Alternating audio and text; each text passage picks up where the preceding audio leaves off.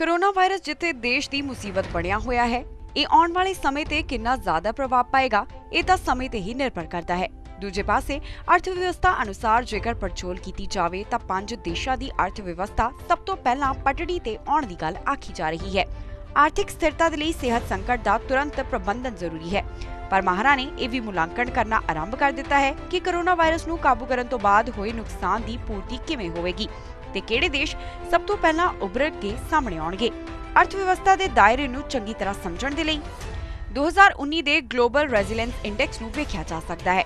ਇਹ ਇੰਡੈਕਸ ਦੇ ਵਿੱਚ ਰਾਜਨੀਤਿਕ ਸਥਿਰਤਾ, ਕਾਰਪੋਰੇਟ ਸ਼ਾਸਨ, ਸਪਲਾਈ ਚੇਨ, ਲੌਜਿਸਟਿਕਸ ਅਤੇ ਪਾਰਦਰਸ਼ਤਾ ਦੇ ਆਧਾਰ ਤੇ 130 ਦੇਸ਼ਾਂ ਵਿੱਚ ਵਪਾਰਕ ਵਾਤਾਵਰਣ ਨੂੰ ਲਚਕਤਾ ਦਾ ਮੁਲਾਂਕਣ ਕੀਤਾ ਗਿਆ, ਜਿਸ ਤੋਂ ਬਾਅਦ ਸਭ ਤੋਂ ਪਹਿਲਾਂ ਅਰਥ ਵਿਵਸਥਾ ਪੱਖੋਂ ਪਟੜੀ ਤੇ ਆਉਣ ਵਾਲੇ 5 ਦੇਸ਼ਾਂ ਦੇ ਨਾਮ ਸਾਹਮਣੇ ਆਏ, ਜਿਨ੍ਹਾਂ ਵਿੱਚ ਸਭ ਤੋਂ ਪਹਿਲਾਂ ਗੱਲ ਕਰਦੇ ਹਾਂ ਡੈਨਮਾਰਕ ਦੀ।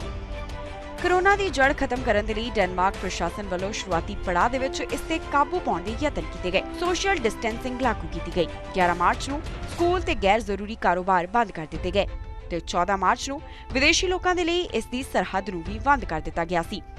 ਡੈਨਮਾਰਕ ਦੇ ਕਦਮ ਪ੍ਰਭਾਵਸ਼ਾਲੀ ਰਹੇ ਤੇ ਸਧਾਰਨ ਫਲੂ ਵਿੱਚ ਕਮੀ ਆਈ। ਇੱਥੋਂ ਦੇ ਲੋਕ ਜ਼ਿਆਦਾਤਰ ਸਿਹਤ ਦੇ ਲਈ ਨਿੱਜੀ ਹਿੱਤਾਂ ਨੂੰ ਪਿੱਛੇ ਰੱਖਣਾ ਨੈਤਿਕ ਜ਼ਿੰਮੇਵਾਰੀ ਸਮਝਦੇ ਹਨ। ਇਹੀ ਕਾਰਨ ਹੈ ਕਿ ਦੇਸ਼ ਤਰੱਕੀ ਦੀ ਰਾਹ ਤੇ ਹੈ। ਇਸ ਤੋਂ ਬਾਅਦ ਗੱਲ ਕਰਦੇ ਹਾਂ ਸਿੰਗਾਪੁਰ ਦੀ। ਸਿੰਗਾਪੁਰ ਮਜ਼ਬੂਤ ਆਰਥਿਕਤਾ, ਬੁਨਿਆਦੀ ਢਾਂਚੇ, ਘੱਟ ਰਾਜਨੀਤਿਕ ਜ਼ੋਖਮ ਅਤੇ ਘੱਟ ਭ੍ਰਿਸ਼ਟਾਚਾਰ ਕਾਰਨ ਰੈਂਕਿੰਗ ਵਿੱਚ ਸਭ ਤੋਂ ਉੱਪਰ ਹੈ। ਸਿੰਗਾਪੁਰ ਨੇ ਵੀ ਵਾਇਰਸ ਨੂੰ ਰੋਕਣ ਦੇ ਲਈ ਤੇਜ਼ੀ ਨਾਲ ਕੰਮ ਕੀਤਾ ਤੇ ਮਹਾਮਾਰੀ ਦੇ ਗ੍ਰਾਫ ਨੂੰ ਵਧਣ ਨਹੀਂ ਦਿੱਤਾ।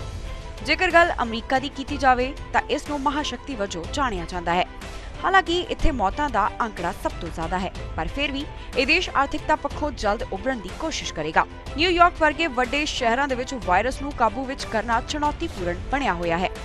ਅਮਰੀਕਾ ਦੇ ਅੱਧੇ ਤੋਂ ਵੱਧ ਪ੍ਰਾਂਤਾਂ ਦੇ ਵਿੱਚ ਤਾਲਾਬੰਦੀ ਹੋਣ ਕਾਰਨ ਬੇਰੁਜ਼ਗਾਰੀ ਦੀ ਦਰ ਪਹਿਲਾਂ ਹੀ ਇਤਿਹਾਸਕ ਰੂਪ ਵਿੱਚ ਵਧੀ ਹੈ। ਰੈਸਟੋਰੈਂਟ ਅਤੇ ਪ੍ਰਚੂਨ ਖੇਤਰ ਦੇ ਵਿੱਚ ਕੰਮ ਕਰਨ ਵਾਲੇ ਲੋਕ ਸਭ ਤੋਂ ਵੱਧ ਪ੍ਰਭਾਵਿਤ ਹਨ, ਪਰ ਅਮਰੀਕੀ ਸਰਕਾਰ ਨੇ ਆਰਥਿਕਤਾ ਨੂੰ ਸਥਿਰ ਕਰਨ ਦੇ ਲਈ ਉਤੇਜਿਤ ਉਪਾਅ ਦਾ ਐਲਾਨ ਕੀਤਾ ਹੈ। ਸੋਸ਼ਲ ਡਿਸਟੈਂਸਿੰਗ ਨੂੰ ਵੀ ਲਾਗੂ ਕੀਤਾ ਗਿਆ ਸੀ, ਜਿਸ ਨੇ ਚੰਗੇ ਨਤੀਜੇ ਵਿਖਾਉਣੇ ਸ਼ੁਰੂ ਕਰ ਦਿੱਤੇ ਨੇ। ਹੁਣ ਗੱਲ ਕਰਦੇ ਹਾਂ ਰਵਾਂਡਾ ਦੀ। ਕਾਰਪੋਰੇਟ ਗਵਰਨੈਂਸ ਦੇ ਵਿੱਚ ਹਾਲ ਹੀ ਵਿੱਚ ਕੀਤੇ ਸੁਧਾਰਾਂ ਕਾਰਨ ਰਵਾਂਡਾ ਇਸ ਸੂਚਕਾਂਕ ਵਿੱਚ ਕਾਫੀ ਉੱਪਰ ਪਹੁੰਚ ਗਿਆ ਹੈ। ਇਹ 35 ਸਥਾਨਾਂ ਨੂੰ ਟੱਪ ਕੇ ਸੂਚਕਾਂਕਾਂ ਵਿੱਚੋਂ 77ਵੇਂ ਸਥਾਨ ਤੇ ਪਹੁੰਚ ਗਿਆ ਹੈ। ਇਹ ਅਫਰੀਕੀ ਦੇਸ਼ਾਂ ਦੇ ਵਿੱਚ ਚੌਥੇ ਸਥਾਨ ਤੇ ਹੈ।